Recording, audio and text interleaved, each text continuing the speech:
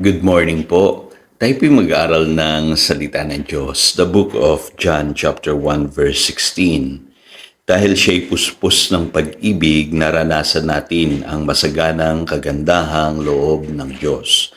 Now sa English Bible po ganitong sinasabi, "From the fullness of His grace, we have all received one blessing after another." Pagbibigayan. Isa po sa ginagawa natin tuwing Pasko ay yung nagbibigayan po tayo ng regalo. Excited po yung marami sa mga exchange gifts, at ang sarap ng pakiramdam kung ikaw ay may tinatanggap na regalo.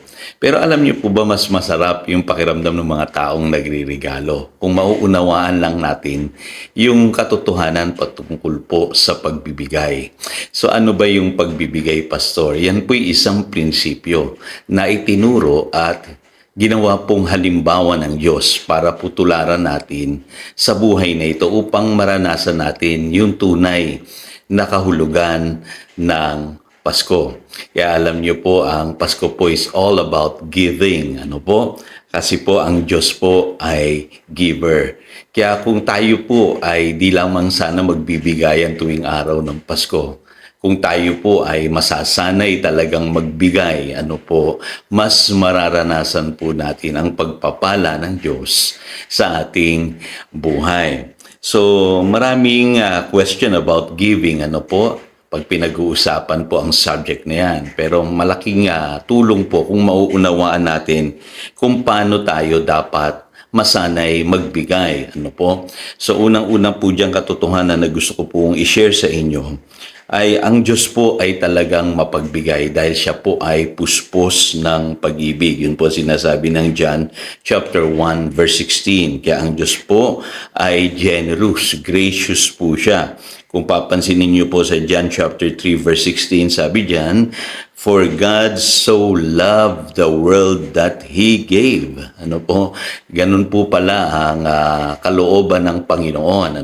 Siya po ay puspos ng pag-ibig at mahal niya po ang tao kaya ibinigay niya ang kanyang kaisa-isang anak. So in other words, hindi po madamot ang Diyos. Sabi po sa Romans chapter 8 verse 32, "He who did not spare His own Son, but gave Himself up for us all, how will He not also along with Him graciously give us all things?" Kung naibigay niya nga po yung kanyang kaisa-isang anak para sa atin, ano ang hindi niya kayang ibigay sa atin? Kaya dun po tayo manggagaling, mga kapatid, kung gusto natin maging isang giver, tularan natin ang Diyos, maalab yung kanyang pag-ibig. Siya po ay puspos ng pag-ibig. Labis siya kung magmahal. Tayo namang tao, dapat po malalim at maalab yung ating pag-ibig sa Diyos at matuto tayong magmahal sa ating kapwa. At hindi lang basta sasabihin natin magbibigay ako, kundi mamahalin muna natin itong mga binibigyan po natin. At alam niyo po ang tunay na pagbibigay, kusa po yan. At ikaw po yung nauuna. Kasi ang Diyos po, yan ang kanyang ipinakita sa atin. Siya yung unang nagmahal sa atin. Siya yung merong initiative. So yun po ang unang-unang sikreto, para maging giver tayo.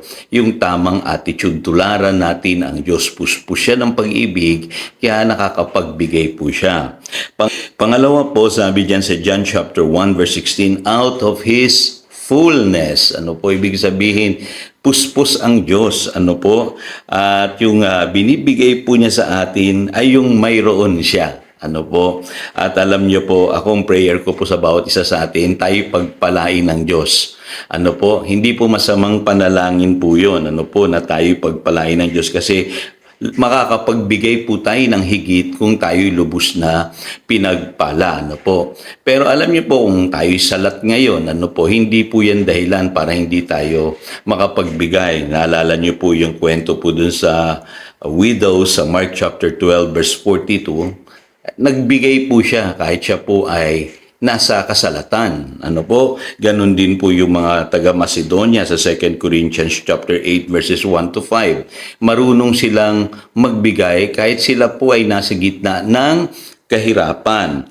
Pero alam niyo po, Tayo minsan nagbibigay lang tayo kung meron tayong sobra. Alam niyo po, i-desire natin na tayo po ay maging giver, pagpalain ng Diyos yung ating buhay, na sa ganoon, marami pa tayong matulungan. By the way, pag sinasabi ko pong giving, ang tinutukoy ko pong giving ay yung pagbibigay po sa Panginoon, sa gawain ng Panginoon, at pagtulong sa ating pong kapwa. Ano po? Ngayon sa Matthew chapter 10 verse 8 sinasabi po yung prinsipyo na freely you have received, freely give. Kasi kung tayo may tinanggap mula sa Diyos, dapat po ay i-share natin. Ngayon, ang katuwiran ng iba, sabihin nila, paano kung magbibigay? Walang-wala na nga ako. Salat na nga ako. Ano po? Kapatid, hindi dapat maging hadlang yan. Kung ano yung iyong maibibigay, maliit man yan o malaki, mahalaga, ma-develop sa iyo ang giving. Alam niyo po, may pagkakataon sa buhay ko na ako yung laging binibigyan. Ano po, siyempre pagka nagsiserve ka sa Lord, no, maraming magbibigay sa iyo. Ano po. Kaya lang alam niyo po, hindi po ako nakontento na gano'n, na laging ako ang binibigyan. Alam niyo po, sumagi sa isipan ko minsan, at ginawa ko itong panalangin. Sabi ko, Lord, darating ako sa punto ng aking buhay na hindi na ako yung binibigyan, kundi ako ang nagbibigay. At alam niyo po, tinugunan Diyos yung panalangin na yon. Kasi alam niyo po, dapat matuto tayong magbigay.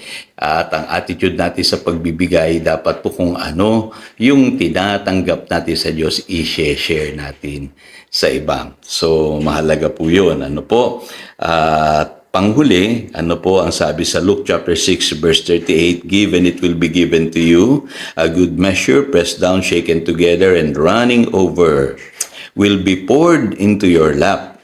For with the measure you use, it will be measured to you. Anong tinuturo ng Panginoong Hesus dito? Ano po? Kung gusto nating maranasang pagpalain sa buhay, ano po? Dapat marunong tayong magtanim. Ano po? Kasi hindi tayo aani sa buhay na ito kung di tayo marunong magtanim. Prinsipyo po yan. Ano po sa Biblia? At ang Panginoong Hesus mismo ang nagturo po niyan. Ano po? Ang Panginoon po, naniniwala siya sa harvest Kaya nga ibinigay niya ang kanyang buhay, ano po, para sa atin. Dahil alam niyo po, kung hindi niya iaalay yung kanyang sariling buhay, ay hindi siya aani. Ano po?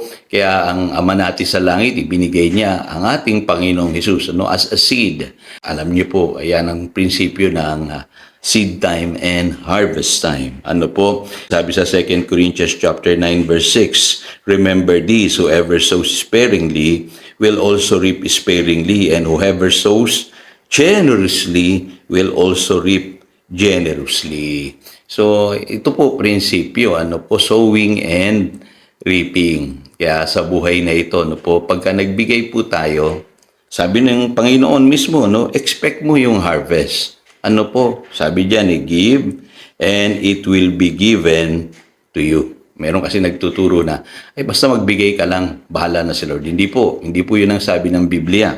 Ang sabi ng Biblia, kung ikaw ay nagbigay, expect a harvest. So we must learn to give by faith. Ganun po ang inaasahan sa atin ng Diyos, at pwede rin nating asahan ang Diyos kapag tayo po ay nagbigay. So again, ito si Pastor Jojo nagpapaalala upang daluyan tayo ng pagpapala, manatili tayo sa kanyang salita. Good morning.